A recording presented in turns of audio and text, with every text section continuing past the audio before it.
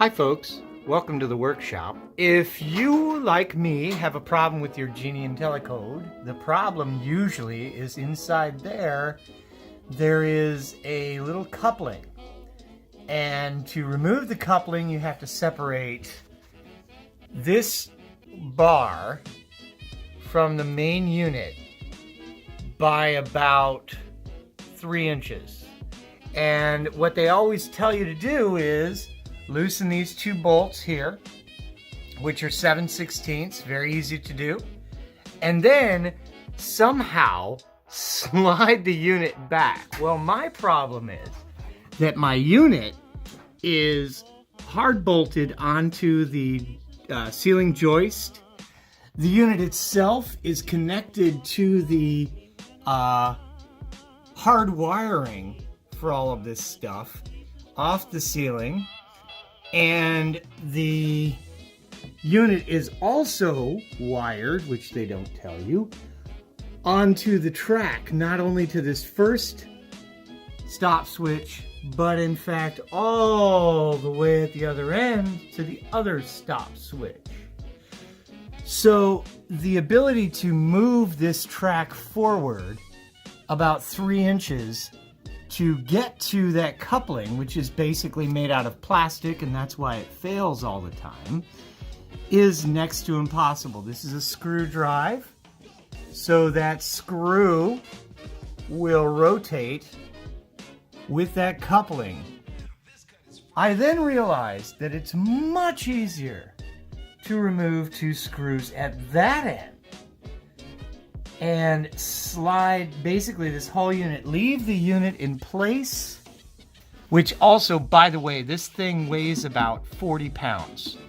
So if it's unmounted, you're holding or maybe putting a ladder underneath it in an attempt to keep it from falling. If it does fall, it will break all of these wires. So you'll be up here with wire nuts and all kinds of things. As well as, then you still have to get to that stupid coupling to either lubricate it, which was my situation, or replace it, which is now my situation because it used to only unloop. So I'll walk you through a really simple way of doing this. We're going to use a drywall screw, a bungee cord, and take out 4 bolts, slide this forward, and be able to access the coupling very easily.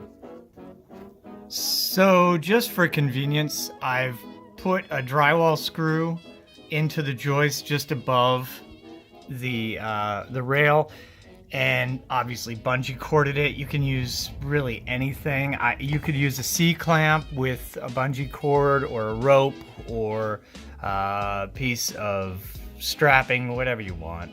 I decided to go ahead and drive a drywall screw in because I know I'll be pulling this down again in the near future when I get the replacement in the mail for the coupler, and I just thought it would be a little easier, so I just went ahead, bungee corded it up. Now I'm going to go to the other end, pull out those other 2 screws or bolts.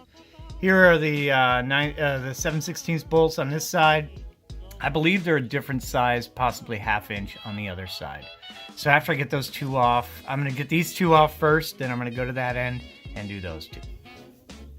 Okay, as I suspected, the ones at this end of the rail, this is the garage door end of the rail, are 1/2 inch, not 7/16. So at the one end, they're 7/16. At this end, they're 1/2 inch. All I've done, I've left the garage door connected to the sled. All I did was release the sled so it can swing freely, and I'm going to need it to be able to do that to slide it down. I'm also going to just release it from this coupling bar, which should give me plenty of room to slide right along it after I release these 2 bolts. So I'm going to go ahead and spin this nut out. See if I can do it one-handed here. Saw it release. So I'll pull it out the rest of the way with both hands. Okay, here we are back down at the other end. I am now going to remove this last bolt from the carrier. It is now going to be completely suspended by this bungee cord. It is currently still suspended on top of this rail, but that should be able to slide right down. I moved that offline so I can now slide everything down a good 3 inches or more. That should give me plenty of clearance to get this out. By the way, can't stress enough the convenience of using rubber gloves on this particular project. This one will get your hands extremely dirty without the rubber gloves. Okay, so I will now slide this down. So let me reset this onto the tripod. All right, so now I have this whole system set up so I can clearly, easily slide it forward enough to get to this coupling here. As you can see, it's not even going offline. It's supported at that end with the shuttle and the arm for the door. It just slid right forward very easily. None of this holding up a 50-pound item anymore.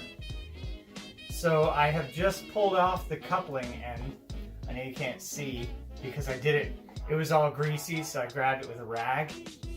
Pulled off the little plastic and metal coupling, and sure enough, the one end of the coupling, and I'll bring it over closer, is completely rounded out. Let me show you the coupling. So this is the end of the coupling the way it's supposed to look, and this whole insert is just a piece of plastic. This is the other end. As you can see, it's rounded out. The edges got rounded out, which sucks. I thought this whole thing was metal, but it turns out it's just a metal sleeve. That's about it. The reassembly would be really easy. All you have to do is slide this back into place after you get the coupling put in. I am not moving that big unit. Not again. I struggled with that the other day. Damn near broke all the wires that are attached to it. And I ended up standing there trying to get it over to the ladder, but the ladder wasn't high enough at first, and all kinds of craziness.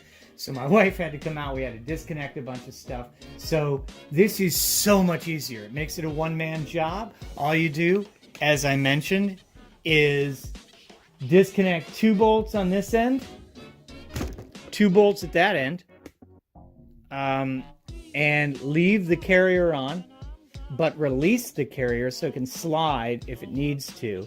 And then literally, after you unlock those 2 bolts, mine just happened to set right on top of that, but either way the carrier would kind of hold it up.